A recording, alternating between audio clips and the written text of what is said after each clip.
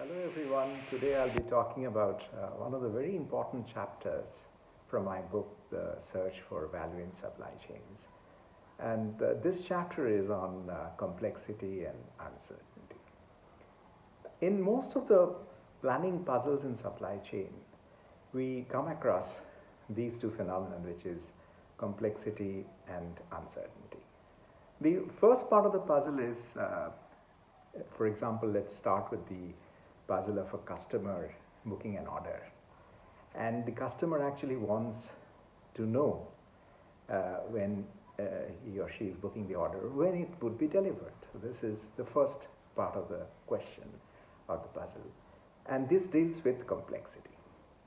Because if you look at a normal supply chain, no matter how simple it can be, this question actually could be very complex because it deals with several systems and subsystems, several products using the same resources. There could be bottlenecks in the process, and then you are sourcing items from with several different lead times, and there is a lot of conflicts and let's say clash of objective functions as well. So it's a complex puzzle that you are committing a date to the customer with all of this happening. And then you really don't know that when actually the production process would be churning that output, what will be the exact situation at that point of time. So you're dealing with some bit of complexity. The second is, of course, and therefore uncertainty involved in it. The next part of the puzzle is that supposing you have been able to commit a delivery date, the planner has been able to use whatever information that he has and has come out with a delivery date.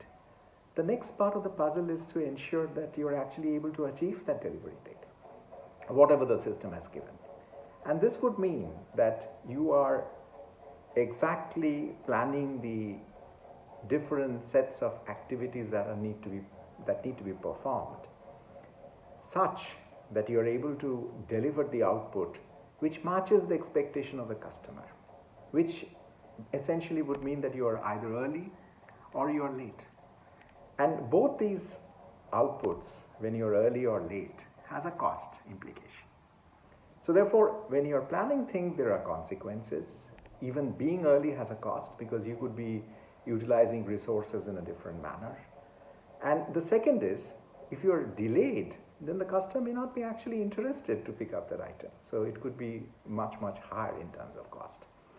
And then every moment, these two things play out against each other, cost of being early versus cost of being late.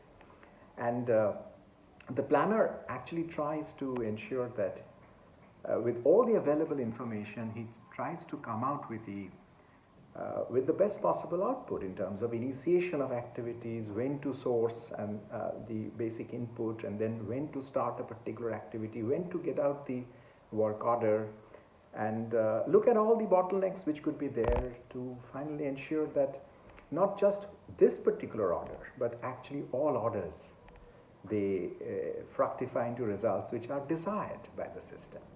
And the planner uses normally, if there are no tools, no planning tools or sophisticated systems, let's say algorithm-based systems or optimizers at his disposal, he would probably use heuristics, which is just the rule of thumb with some bit of his experience into it.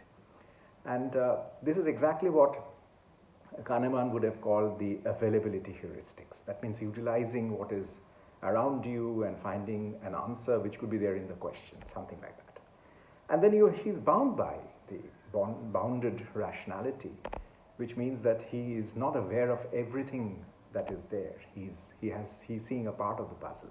And that's how the planner would solve it. But of course, thankfully, today we have algorithm-based systems, optimizers, which is not only looking at just one process, but looking at all the processes in the system and taking a view of what exactly is happening at each of the stocking points and trying to match demand with supply at each of the stocking points. That's how the planning gets done today.